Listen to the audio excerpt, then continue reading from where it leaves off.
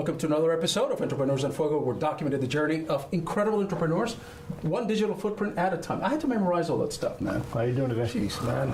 Thanks for having me. I'm a year older today, man. Nice. Today's your birthday? Yeah, today's Happy birthday. Thanks, man. Brian Bondi, United Renovations. Yep. You explain a little bit of what you do, because it's really fascinating. I am a regional estimator for United Renovations. We're active in 35 states. Mm-hmm. We are one of the largest multifamily renovating contractors in the country. So we renovate specifically apartment complexes. So the big boom that we have going on now, all the new people moving into new apartments, the older apartments don't have the capital or the needs to kind of develop or remodel or renovate.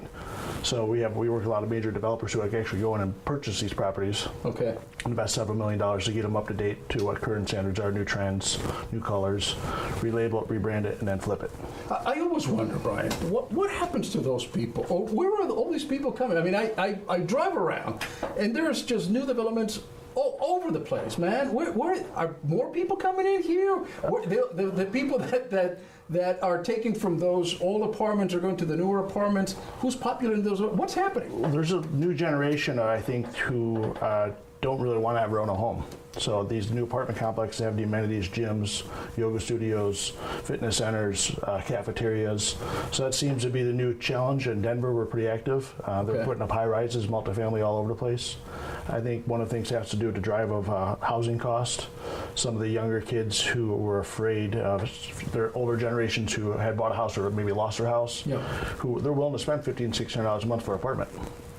So that's kind of the market that we see right now. And the amenities that come with having the apartment. With having the apartment, because you just go downstairs, you have your gym. You go downstairs, there's a nice restaurant. You can meet up with your friends there. So it's really very integrated in such a way that you don't have to go anywhere. Really. Yes, I think that seems to be the biggest push. We are not on the development side. We work with a lot of architects and engineers. Me being the estimator, my job is to figure out how much everything costs. So I work directly with the owner sometimes, get a set of plans, set of blueprints. I've got to be on site several times to meet with the people, figure out the material costs, what everything would pretty much go together, the labor costs involved, everything. How accurate are you? What's that? How accurate are you? I'd say about 75% I'm pretty accurate. A lot of times we call it pretty much guesstimating sometimes. A good guesstimate, it might be this much and it might be that much, but we really don't know. It's just an estimate. That's what you call an estimator. It's the beautiful thing about change orders. Exactly. So, all right. So this is about your journey as an entrepreneur, right? Yep. So, how do you get to be an estimator? If somebody wanted to be an estimator, what do they have to do? I started out. I went to school for architecture. Started out and actually having my own construction company for 7 years. Did a lot of residential development.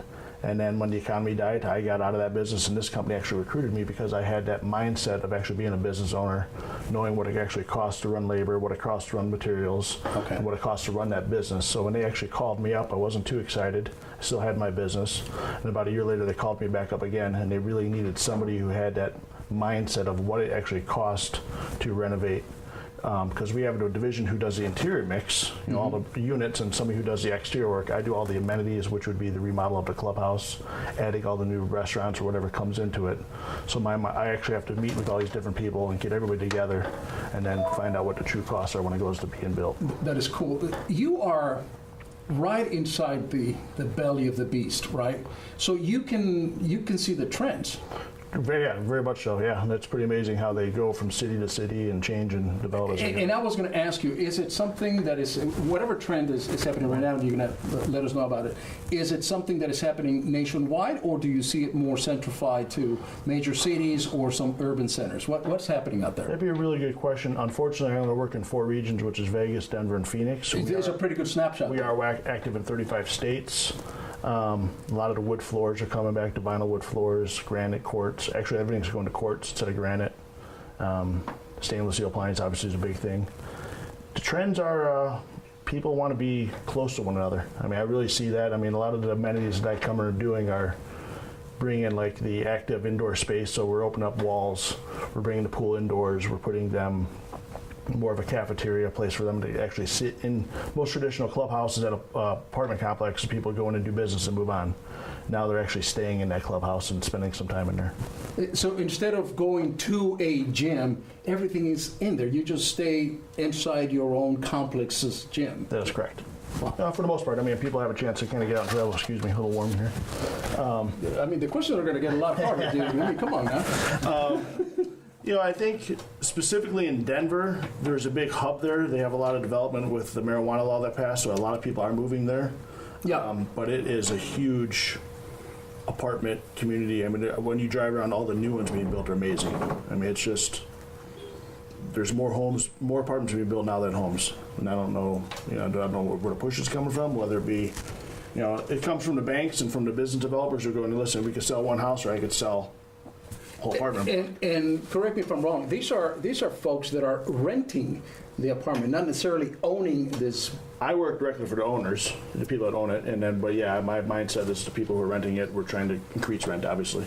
That's adding value to the property. That's pretty amazing. And in going forward, and it's hard, I mean, to predict exactly what's going to happen in the future, but do you see this trend continuing for a while, or do you see because every so often, every 10 years, we get the dip again, right? I mean, we get the economy that maybe just goes down for a little bit, and people start, property prices just go down to the floor, and it starts back up again.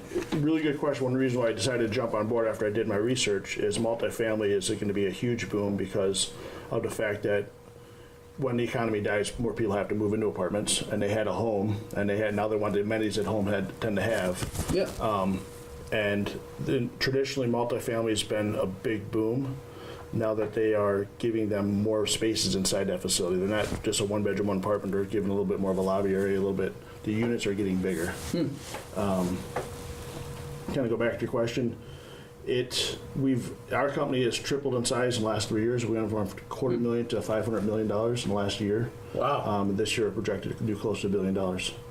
So in 2017, that's our goal. That's a big jump. Yeah, that's huge. We are picking up more clients. I think the big market is us being one of the larger players. We have a lot of buying power with Home Depot and Lowe's, so we're able to acquire a lot of our materials less. So a lot of developers are coming to us because, okay, you are active in 35 states right now.